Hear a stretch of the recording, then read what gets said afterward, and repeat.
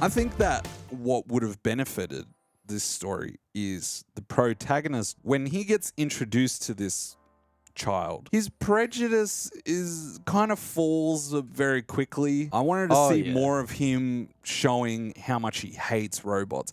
Like when you watch iRobot, Will Smith is like, this robot, get out of my face, piss off. It just comes back to, if you make the prejudice really strong, front and center to the character, front and center for that character, then it will mean more when his growth happens, when he changes, when he has to accept this fair enough.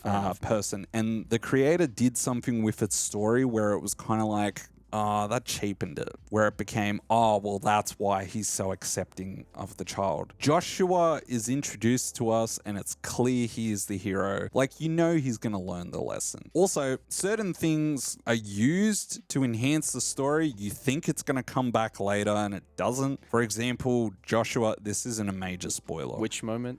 Joshua has like an artificial arm and an artificial leg. Yeah. It doesn't come into the story at all. Like, it makes no difference whatsoever. There's no, like, superpower that comes out of it. It doesn't get him through a tricky situation. Not that iRobot is, like, a 10 out of 10 movie or anything like that. But they show you the artificial limb. It plays into the backstory. It plays into the prejudice that he has towards robots. But he also uses it to even the playing field when he goes one-on-one against another robot in hand-to-hand combat. I was hoping to see that here.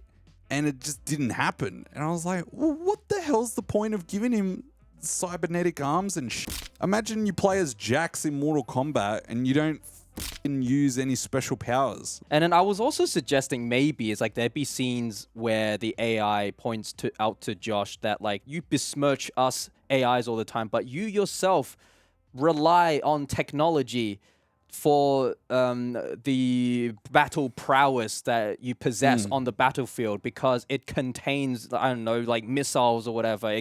The hand can dislodge and out comes like bullets and whatever. You yourself are a hypocrite, you know. You're always like being so prejudiced against us, and yet you yourself relies on technological advancements. What the hell? And, you know, that's just one of many examples of like how we could raise those kind of food for thoughts kind of like discussions in this movie. It would have been... That's just one method, though. It would have been a real good moment to have someone point out the hypocrisy of the humans use this technology to their advantage, but when it feels like it for them, and when they feel like they're done with a particular technology, or that technology doesn't agree with them, they just toss it aside and then, now we got to destroy it. Like, you created the artificial intelligence, but yet you take no responsibility for what happens after.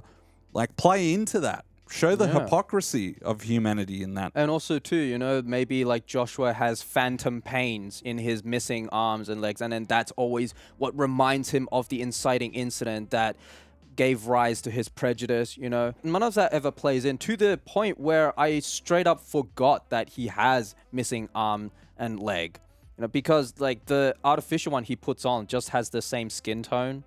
Yeah, it's just like a little bit of metal. Yeah. It reminded me of when we were watching Mortal Kombat Annihilation and Jax was getting his ass whooped with the cybernetic arms, and then he just takes them off. I got everything I need right here. I got it all right here, man. I got everything I need right here. Yeah. So it's like, if anything, what's that saying? It's like Jax's robotic arms were actually holding him back? What the hell? Anyway. How did we get on Mortal Kombat Annihilation? I don't know. But yeah, you know, like, there could be moments where he's in a hostage situation and then he has to make do without his arm and leg, and he has to be resourceful and try in how he escapes the situation. You know, that was a missed opportunity. I felt there was going to be a moment where possibly there was a final battle against the villain.